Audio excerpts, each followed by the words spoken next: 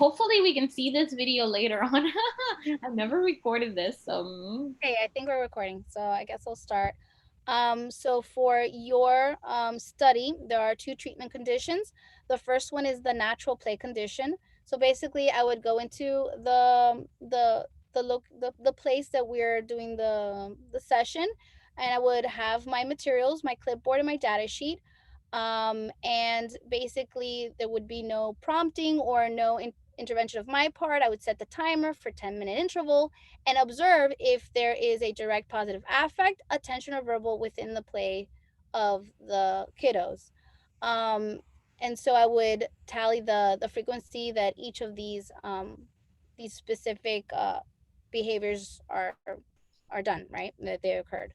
Then there would be like a break within 20 minutes or so, and then I would initiate the second treatment condition, which would be the contrived play. So in the contrived play, I would have a table, I would have chairs, and I would have some games, and I would have a pair preference, and then the children would choose which game they would prefer to play. So I would set up the game and then set up my timer and let them play. Okay, let's play, and then just observe, and to see again, I will tally uh, the times that the direct positive affect occurred, the times that the attention occurred within the clients themselves, and verbal behavior where they talk amongst themselves, and oh, that's good if they cheer, and it's like, oh, it's my turn, and that kind of interaction. And also would tally and do the rate of those behaviors, right? Yeah, That's how I that's did it. perfect. You're ready to take my IOA data. Let me know, I'll go over there. Okay, so now you did a great job with that, and I'm ready to do your procedure.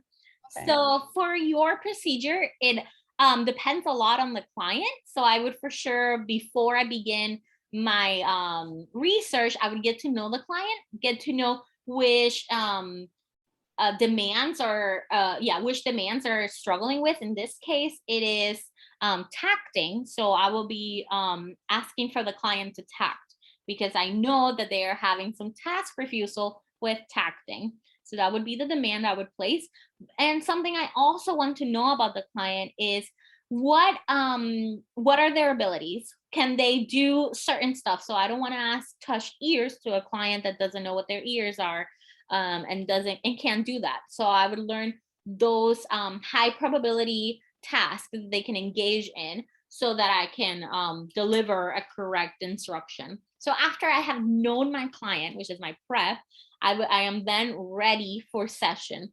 So for a trial. So to prepare for the trial, I would make sure that my setting is ready to go. We usually do therapy in the office, in the house, in a desk. I would make sure that the desk is clear and there are no distractions. I would have a clipboard, a pen, and paper with me so that I can collect data. So once the setting is ready to go, I will come in with my client. I would have them sit down, and I would start with the high probability task. So I would say, touch ear, touch nose, clap your hands, stomp your feet. So once a client complies with those high probability tasks, I would then place the demand. I would say, what's this?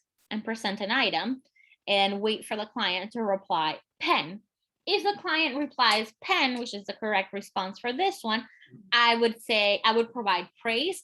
Great job. This is a pen. Good job. And I would put a plus on my data sheet because they complied. So it is a correct response. Now, if the client ignores me, provides an incorrect response, or engages in any other behavior besides giving me the correct response, I would look away for 3 seconds, and then I would come back and mark a negative. So it is an incorrect. The client did not engage in the correct response. And then I would start a new trial with new, again, tasks that are highly probable for the client to engage in, and then a new tact. So present a new item and ask them, what's this? So Awesome. I Yeah. think that's it. Yeah, that's pretty much it. You did Okay. great.